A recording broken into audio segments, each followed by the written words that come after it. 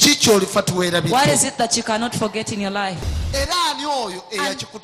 Who is that one that made you go through that?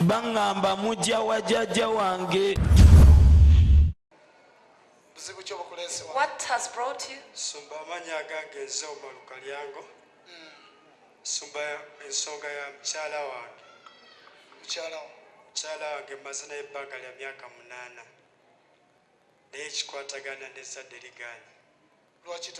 Why don't you bring her? Where is she?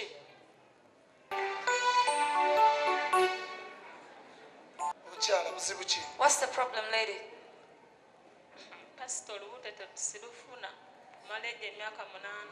For 8 years she has failed to conceive. Your problem is to produce. That's all.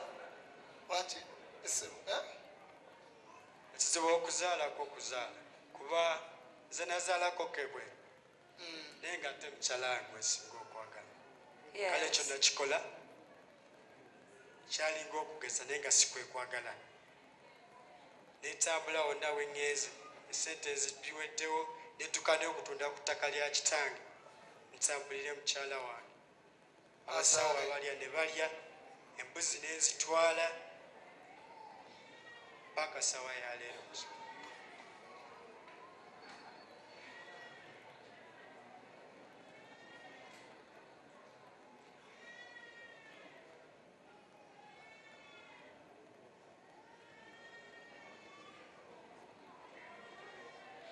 Tuzala.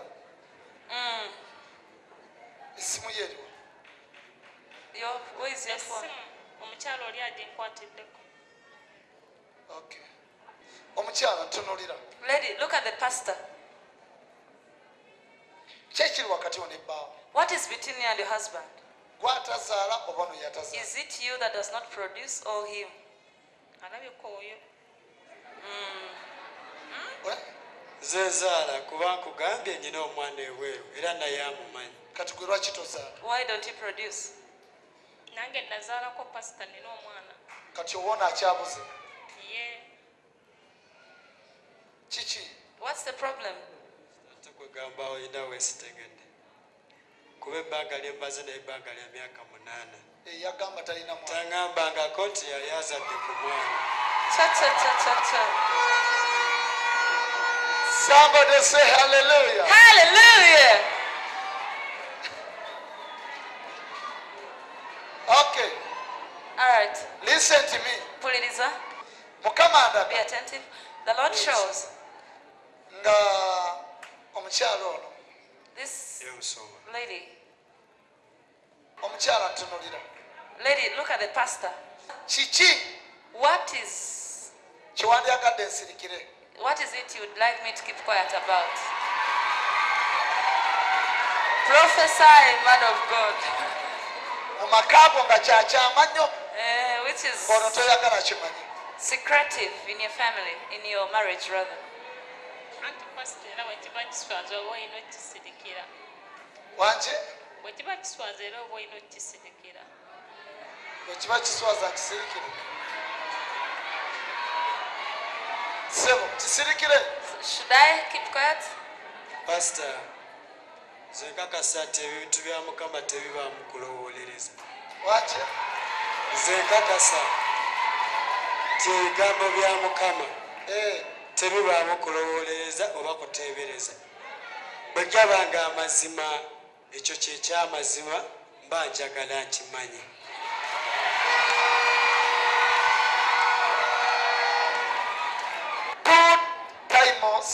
Mirundi chiri ebiri. Ngafuna olubuto. When she was getting pregnant, ngazijjamu. Aborting them after that. Naye ngazifuna muganda. But in your brother. Kabo okyegana? Are you denying? Okyegana? Sikyegana pastor. Sikyegana. Kituufu? Is it true for pastor? Tunakakasa tutya onayinza obutakkiriza. He might not believe. Mukama ndaga. The Lord shows. Mukama ndaga muganda wo. Ngabeekubya n'ekifaananyi. They even Pastor took a photo. Sinnabiwa kuwakanako. wabula kyenoonya njagala mazima eri okuva mukama. Look at me. Tunoira omusu. Mukama andaga The Lord shows ekifaananyi mu simu the photograph in the beekubya ne selfie. phone. They Oli have musajja mukozi wa safari a wovaawo selfie. muganda wo gajja Whenever you go for safari, your brother comes in. nyabo tugire mu password. They remove your password. Eh?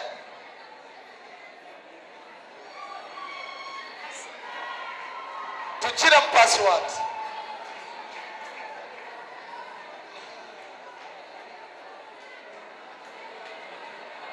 Pastor password ngyerabidde.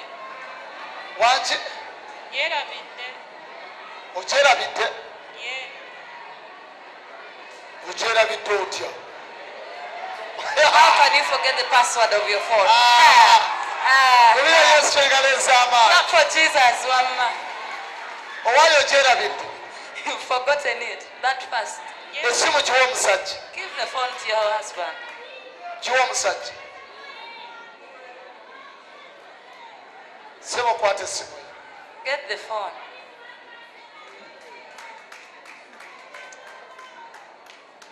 Njagala onteremu. Put a password.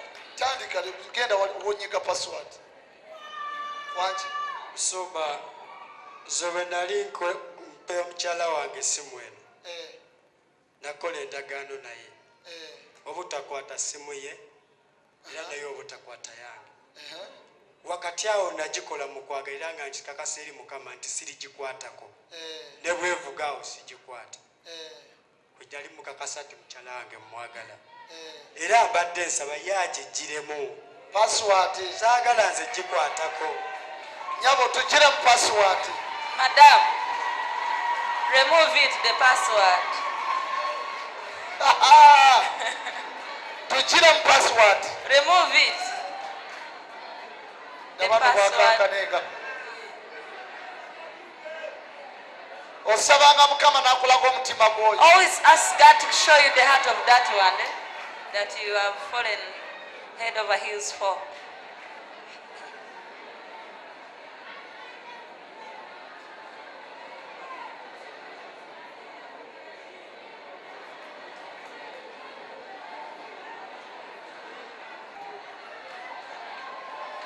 Sebo noonyeza ekifaananyi waliwo ekifaananyi omwo. There's a picture. There's a pic Ng'ali ne blaza wo. with your brother. Mwe microphone. Sembera wali olabe.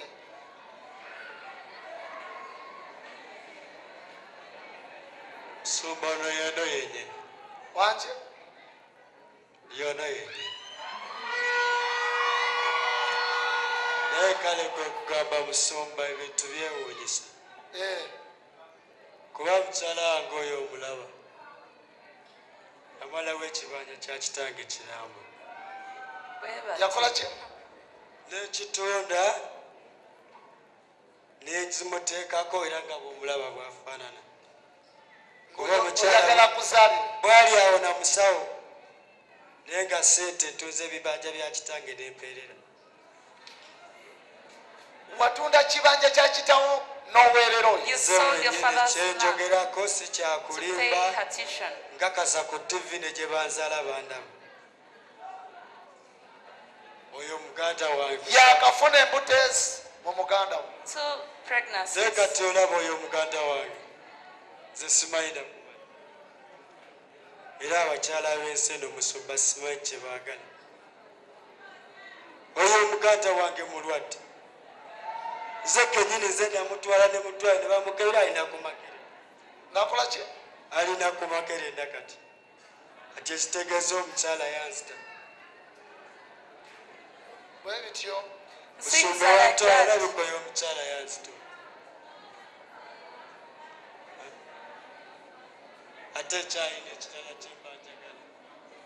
wanki Olowooza Musumba eba ekyaliyo ekirala kyekyo mba nafa. Tomanya. Kati kiba kimu mpozi Mukama kunsaasi.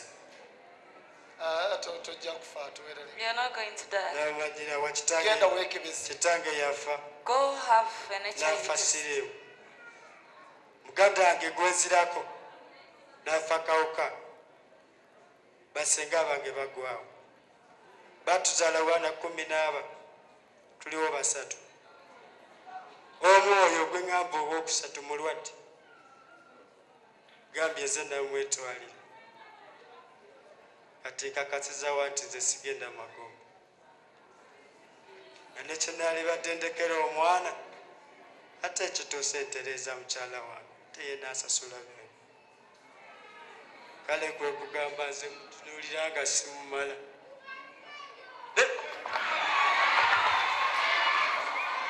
Abaana namulabye nga muntu mulamu. Nange. Funawo omuhandolingira. Omukyala jangu. Lady, sokoche.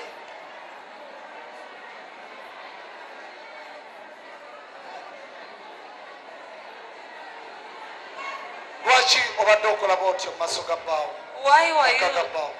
Lwaki? why were you being that unfaithful to your husband? Lwaki? Kubanga abadde tabeerawo. Abadde takola ki? Abadde tabeerawo. Ewaka. Amala myezi ng'esatu, olumu n'omukaaga. Yogera nnyo. Olumu amala myezi 3, olumu 6. Nga tabeerawo. Nga taliiwo. Gwe. Ate nga wamulaba muyombe mulwanyi akuba n'okkuba. Ba ushers mbahandolinge. Omukyala ajja kgenda yekka n'omwami yekka. Okay? Kubira Yesu engali z'amaanyi. For Jesus. Kyolifa Tewerabidde. What is it that you cannot forget in your life? What happened? Chechabawo. Buzibu ki? What's Amanya gange nze muwada Alan. Muwada Alan buzibu ki? what's the problem? Nze tale nina omuwala gwe njagala. Bali bamuyita Naluman Sylvia. So Naye omuwala bukyanga nkyawa. Nina ebintu ebinzijira ngenda n'engula omuguwa. Nesooka mpandiikawo ebbaluwa. Netuuka neŋŋamba kati obanja kwetuuka nga ku ssaawa 10. Ate ngenda olaba nga kiyitawo. Ebintu bigira ng'ate buli ngula omuguwa buli wekijja ekyo ekintu. kati kyakoma ddi ekyokugula okwagala okwetuga kyakoma ddi? Kyankwata. Kyembuuza wakomye ddi okitegeka? When did you last arrange to Oba commit nakati suicide? kikyaliwo? Kijja ne kinga kali ssaawa 7 ogw'ekiro. Nga weetuga lwa muwala?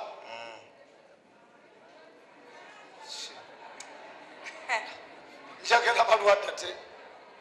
Kati ekikutawanya laavu kwetuga. Nedda first. Kati wakomye ddi okwagala okwetuga? Kigenda baawo ku ssaawa 7 ogw'ekiro. Nakoma ejjo ku ssaawa zabadde 10.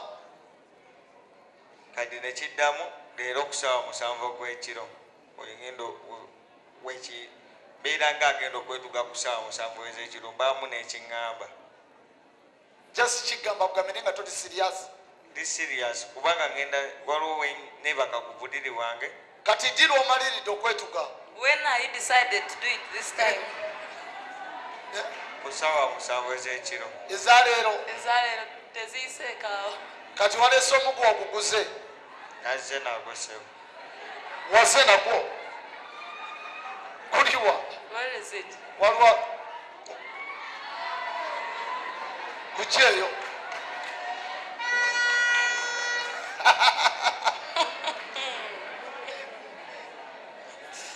Otyo?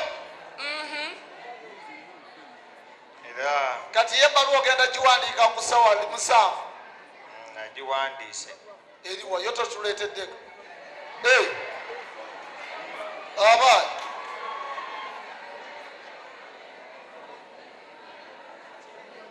batusomeremu.